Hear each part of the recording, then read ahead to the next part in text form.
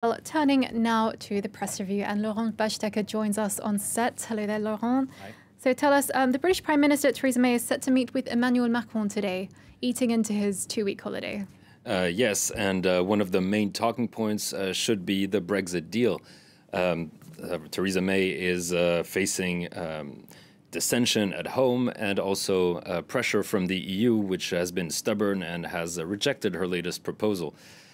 So she will be looking for allies when she meets with Emmanuel Macron, and she will be hoping to convince him, maybe bypassing the European Commission in that case, and going directly to the head of state to ask for his support. That's maybe part of a new strategy by Theresa May, according to right-leaning daily Le Figaro. That she will, bypass the Commission and maybe go to individual heads of state in the EU, which might or might not work.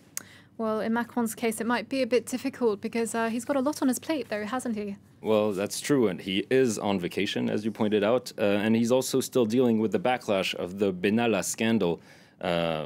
Remember this bodyguard who was caught on camera beating a protester and impersonating a police officer.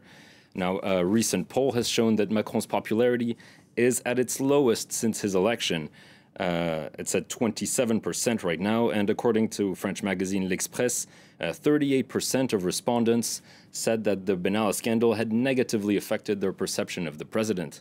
Macron is, however, still doing much better than his predecessor was at the same time. François Hollande was at 20% at this time of his mandate. And it's also worth noting that another poll that came out on the same day had a different version and said that Macron's popularity had actually increased slightly, which goes to show that polls aren't always fully reliable. Well, let's turn now to Zimbabwe, our top story of the day, where the Electoral Commission has confirmed Emmerson Mnangagwa's victory. That's right. Emmerson Mnangagwa claimed victory, as we can see in state-run outlet Chronicle.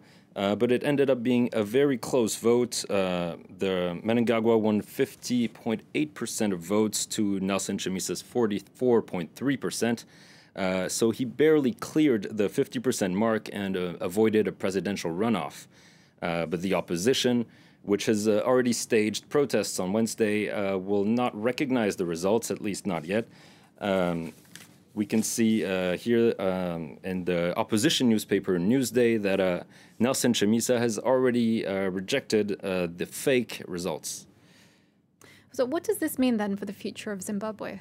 Well, a lot will depend on how Mnangagwa and Chamisa react in the coming days and if they can come to an understanding or whether Chamisa calls for more protests.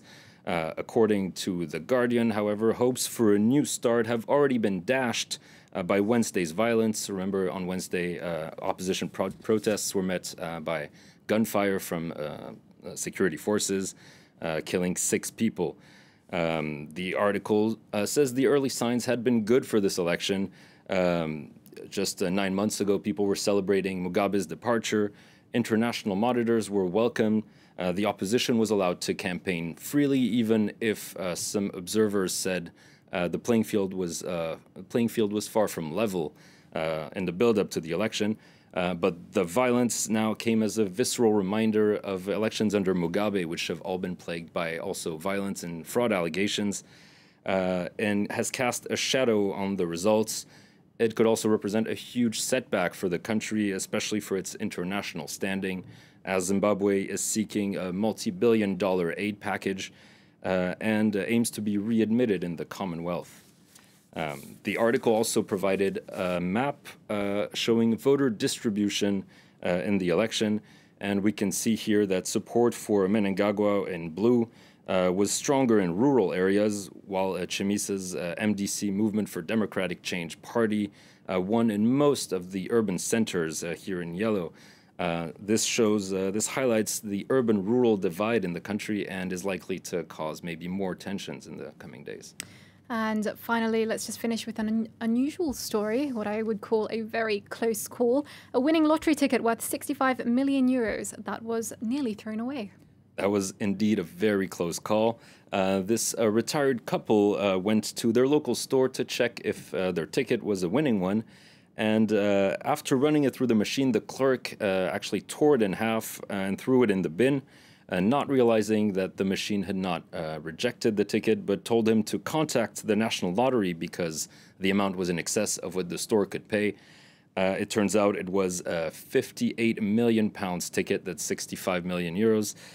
So thank God he double-checked. The lucky couple said they're going to travel and probably buy houses, maybe in France or Barbados. Sounds like a very good plan. Laurent Verstecker, thank you very much for that. Laurent Verstecker with a look at what's in the press.